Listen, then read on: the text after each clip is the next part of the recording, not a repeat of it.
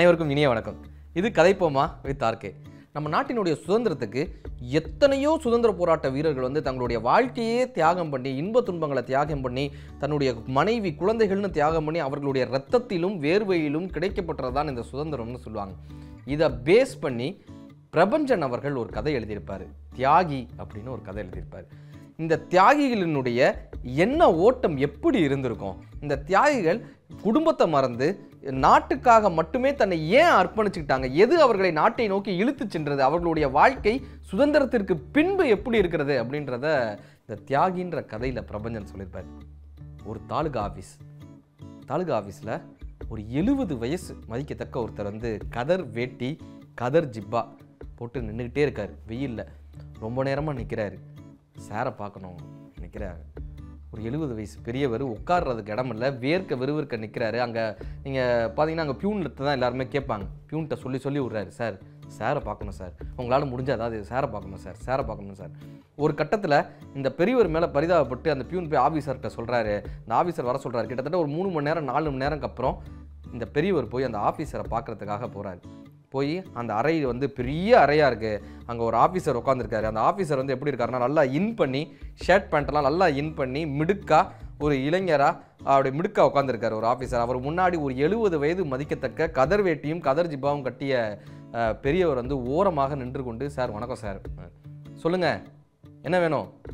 இல்லை சார், இந்த பென்ஷனுக்கு அப்ளை பண்ணியிருக்கீங்களா? தியாகி பென்ஷன் தானே, அப்ளை பண்ணியிருக்கீங்களா? அப்ளை பண்ணிட்டீங்கன்னா கொஞ்ச நாளில் வந்துடும். இல்லை சார், நான் இப்போ பென்ஷன் வாங்கிக்கிட்டு தான் இருக்கேன். பென்ஷன் வாங்கிட்டு இருக்கீங்களா? என்ன டிஏ ஏதாவது இம்ப்ரூவ்மெண்ட்டு ஏதாவது இன்க்ரிமெண்ட்டுக்கு ஏதாவது சொல்லியிருக்கீங்களா? அது வேணுமா? அதெல்லாம் இல்லை சார். அப்புறம் வேற என்ன? பென்ஷன் வாங்கிட்டு இருக்கேன் சார், அது வேணான்னு எழுதி கொடுக்கணும் சார். இப்போ எனக்கு பென்ஷன் வேணான்னு எழுதி கொடுக்கணும். அது எப்படி எழுதி கொடுக்கணும் என்னன்றதை கேட்டு போகாதான் சார் நான் வந்தேன். பென்ஷன் வேணான்னு எழுதி கொடுக்க போகிறீங்களா? ஒரு நிமிஷம் அந்த ஆஃபீஸர் வந்து கீழே குனிஞ்சு ஃபைலை பார்த்தே பேசிகிட்டு இருந்தவர் பேனா வச்சுட்டு இப்போ தான் நிமிர்ந்து பார்க்குறாரு. இந்த பெரியவரை நிமிர்ந்து பார்க்குறாரு. பென்ஷன் வேணான்னு எழுதி கொடுக்கணுமா? ஆமாங்க, இத்தனை நாள் நான் பென்ஷன் வாங்கிட்டு இருந்தேன், இனிமேல் எனக்கு அந்த பென்ஷன் வேணான்னு எழுதி கொடுக்கணும். இந்த ஆஃபீஸர் சொல்கிறார், உட்காருங்க. அப்போ தான் சொல்கிறார், உட்காருங்க. எப்பொழுதுமே நேர்மைக்கு எல்லா இடங்களிலும் மரியாதை உண்டு அப்படின்றத இந்த இடத்துல பிரபஞ்சன் காட்டியிருப்பார். உட்காருங்க. பெரியவர் வந்து உட்கார்றாரு. தண்ணி குடிங்க அப்படின்னு ஒரு கிளாஸில் தண்ணி ஊற்றி கொடுக்குறாரு. 4 மணி நேரம் வெயிலில் நின்று கொண்டிருந்த அந்த பெரியவர் வந்து அந்த தண்ணீரை மடக்குன்னு குடிக்கிறாரு. இன்னொரு கிளாஸ் தண்ணி கிடைக்குமா அப்படின்னு கேட்டு இன்னொரு கிளாஸ் தண்ணியும் குடிச்சிட்டு சொல்கிறாரு, முத்தியாப்பேட்டை தண்ணி வந்து எப்பயுமே ருசி அதிகம் தானே அப்படின்னு சொல்லி. இந்த வார்த்தையவே வந்து அந்த ஆஃபீஸர் பெருசாக எடுத்துக்கவே இல்லை. அவர் அந்த ஏரியாக்காரரோ இல்லையோ தெரில, அந்த வார்த்தையை பெருசாக எடுத்துக்காமல், சொல்லுங்கள் நீங்கள் ஏன் பென்ஷன் வேணான்னு சொல்கிறீங்க? நீங்கள் யார்? நான் இந்திய நாட்டு சுதந்திர போராட்டத்துக்காக போராடிய காந்தியடிகளோடு துணைக்கு நின்ற ஒரு சாதாரண பாண்டிச்சேரியை சேர்ந்த ஒரு சாதாரண மனிதன்றது. நீங்கள் சுதந்திரத்துக்கு முன்னாடி என்ன பண்ணிகிட்டு இருந்தீங்க? நான் இங்கே ஒரு இரும்பு கடை வச்சுருந்தேன்.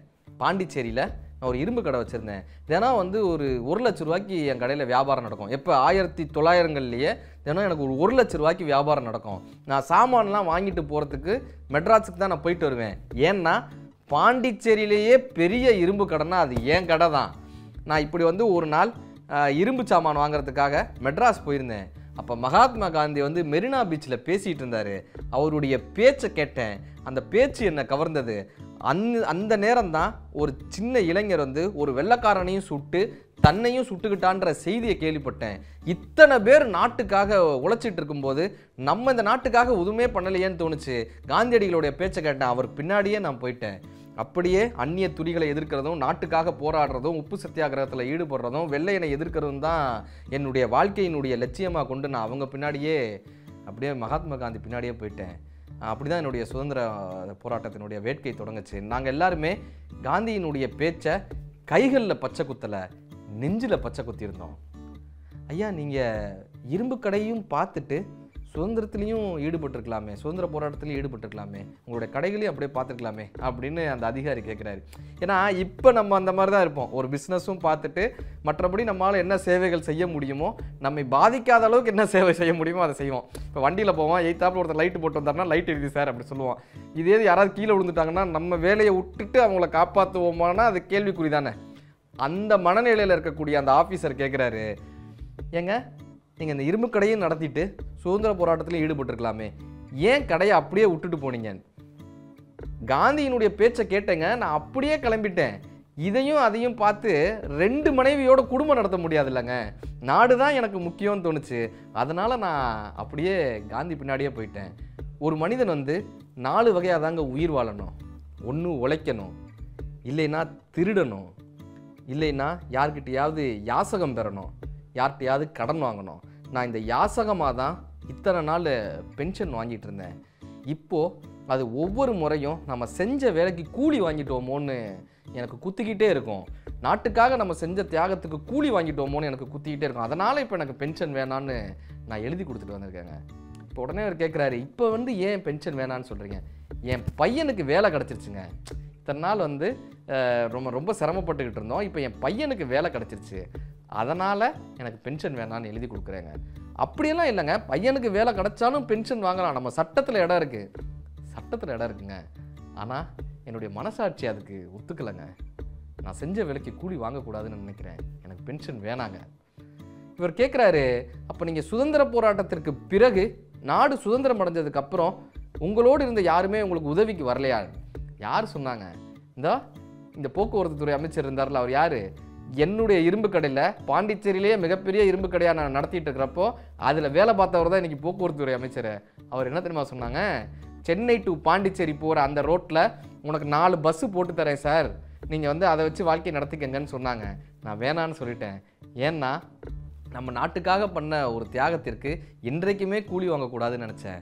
ஐயோ, அது பொன்முட்டை விடுற இடங்க அது, அதுவா வேணான்னு சொன்னீங்க? ஆமாம், அவர் போக்குவரத்துறை அமைச்சரே சொன்னப்பையும் கூட நான் அதை முடியாதுன்னு மறுத்துட்டேன். இப்போ இவர் கேட்குறாரு, அப்போ இத்தனை நாள் மட்டும் பென்ஷன் வாங்கினீங்களே ஏன்?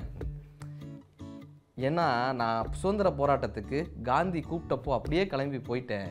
என்னுடைய கடையை பற்றி யோசிக்கலை, என்னுடைய வீட்டை பற்றி யோசிக்கலை, என்னுடைய மனைவியை பற்றி யோசிக்கலை. நான் அப்படியே போனதுக்கப்புறம் என் மனைவி பல இடங்களில் வேலை பார்த்து கஷ்டப்பட்டு என்னுடைய குடும்பத்தை நடத்தி என்னுடைய பையனை படிக்க வச்சு அவனை ஆளாக்கியிருக்காங்க.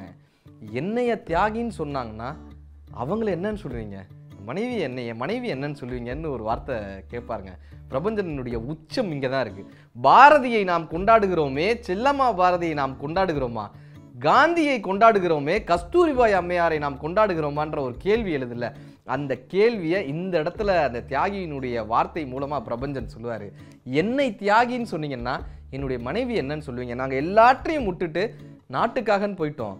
எங்களை மட்டுமே நம்பியிருந்த இந்த குடும்பத்தை தனி ஒரு ஆளாக என் மனைவி எடுத்து அந்த குடும்பத்தை ஆளாக்குனாங்க. இன்னைக்கு என் மனைவி நோய்வாய்ப்பட்டு படுத்த படுக்கையாக இருக்காங்க. கடைசி காலத்திலாவது அவளை காப்பாற்ற வேண்டும் என்கிற ஒரே காரணத்துக்காக நான் இத்தனை நாள் பென்ஷன் வாங்கிட்டு இருந்தேன். இப்போ எனக்கு இந்த கவலை முடிஞ்சிருச்சு. என் பையன் வேலைக்கு வந்துட்டான், அதனால் பென்ஷன் வேணான்னு எழுதி கொடுக்க வந்தேங்க. இது எல்லாவற்றையும் தாண்டி இந்திய நாட்டின் சுதந்திரத்திற்காக போராடிய ஒரு தியாகி பாண்டிச்சேரி பஸ் ஸ்டாப்பில் பிச்சை எடுத்து கொண்டிருந்தார் என்ற பெயர் நம் நாட்டிற்கு வந்துவிடக்கூடாது என்கிற ஒரு அவச்சொல்லை தவிர்ப்பதற்காக நான் இத்தனை நாள் பென்ஷன் வாங்கிட்டு இருந்தேங்க. ஆனால் இப்போ என் பையன் வேலைக்கு வந்துட்டான், எனக்கு இந்த பென்ஷன் வேணாங்க. தயவு செஞ்சு நீங்கள் எனக்கு ஒரு நல்லது பண்ணுறதா இருந்துச்சுன்னா இந்த பென்ஷனை நிப்பாட்டுறதுக்கு என்ன ப்ரொசீஜரோ அதை பண்ணி கொடுங்க சார் அப்படின்னு ஒரு வேண்டுகோள் வைக்கிறாரு. ஒரு அரை நிமிடம் ஸ்தம்பித்து அந்த அறையில் இருக்கக்கூடிய அத்தனை பேருமே ஸ்தம்பித்து இருக்காங்க. இப்படி ஒரு மனிதனா, இப்படி ஒரு தியாகியா, நாட்டுக்காக இப்படி ஒரு அர்ப்பணிப்பு செய்த ஒரு மனிதரான்னு அந்த அறையில் இருக்கக்கூடிய அத்தனை பேரும் ஒரு ஸ்தம்பித்த நிலையில் ஒரு சிலை போல் நிற்கிறாங்க. நிலை பெற்ற அந்த ஆஃபீஸர் மட்டும் சொல்கிறாரு, சார் எனக்கு பென்ஷன் கொடுக்கறதுக்கு என்ன ப்ரொசீஜர்னு தெரியும், ஆனால் பென்ஷனை நிப்பாட்டுறதுக்கு என்ன ப்ரொசீஜர்னு எனக்கு தெரியல. எனக்கு ஒரு 3-4 நாள் டைம் கொடுங்க, நான் இங்கே கலந்தாலோசனை பண்ணி பென்ஷனை நிப்பாட்டுறதுக்கு என்ன ப்ரொசீஜர்னு நான் கேட்டு சொல்கிறேன் சார் அப்படின்னு எந்திரிச்சு வணக்கம் சொல்கிறாரு. எங்கே 4 மணி நேரம் வெளியே நிற்க வைத்த பெரியவர், உள்ளே ஒரு ஓரமாக நிற்க வைக்கப்பட்ட பெரியவர், அவரினுடைய நேர்மையும் அவரினுடைய தியாகத்தையும் போற்றி அந்த அறையில் இருக்கக்கூடிய அத்தனை பேரும் எந்திரிச்சு வணக்கம் சொல்கிறாங்க. அவர் வந்து ஐயா உங்களால் முடிஞ்சதை செய்யுங்கன்னு ஒரு நன்றியோட அந்த அறையை விட்டு வெளியே வராரு. அப்படியே அடுத்த காட்சியில் அவங்க வீட்டில் அவங்க அம்மா வந்து பையன் வந்து தட்டை தூக்கிட்டே வர்றான். அம்மா அப்பா எங்கம்மா போனார்? அவர் எங்கடா சொல்ல கேட்காம பென்ஷன் வேணான்னு எழுதி கொடுத்துட்டு வர்றதுக்காக கவர்மெண்ட் ஆஃபீஸுக்கு போயிருக்காரான். அவர் எவ்வளவு சொன்னாலும் கேட்கவே மாட்டாருமா, அந்த அப்பாவுக்கு மட்டும் அறிவே கிடையாதுமா என்று சொல்லி சாப்பிட உட்கார்ந்தான் அவர் மகன் காந்தி என்று சொல்லி பிரபஞ்சன் அவர்கள் அந்த கதையை முடிச்சிருப்பார். இந்த நாட்டிற்காக எத்தனை பேர் தங்களது இரத்தங்களை தியாகமாக கொடுத்திருக்கிறாரு. நம்ம பாரதம் பொதுவானது, அது வேர்வையால் உருவானது, பல தேகங்கள் எருவானது, அதனால் இது உருவானது, இந்த மண்ணிலா பிளவென்பதுன்னு கேட்டிருப்பாங்கல்ல வைரமுத்து ஐயா. வள்ளுவர் சொல்லுவார், கடன் என்பல் அல்லவையெல்லாம் கடன் அறிந்து சான்றாண்மை மேற்கொள்பவர்க்கு. இப்போ ஒருத்தனுக்கு தானம் பண்ணோன்னா நமக்கு புண்ணியம்ப்பா, நமக்கு சொர்க்கம் கிடைக்கும்பா, ஒருத்தனுக்கு 10 ரூபா கொடுத்தா நமக்கு 100 ரூபா கிடைக்கும்ப்பான்னு எதிர்பார்ப்போடு பண்ணுவது ஒரு எதிர்பார்ப்பு மிக்க ஒரு சேவையாக இருக்கும். நான் சேவை பண்ணிட்டேன்ப்பா அப்படின்ற ஒரு பெரிய ஒரு மன அழுத்தம் நம்மக்கிட்ட இருக்கும்ல, ஒரு மன கர்வம் நம்மக்கிட்ட இருக்கும், நம்ம பண்ணுறது புண்ணியம்ப்பா அப்படின்னு.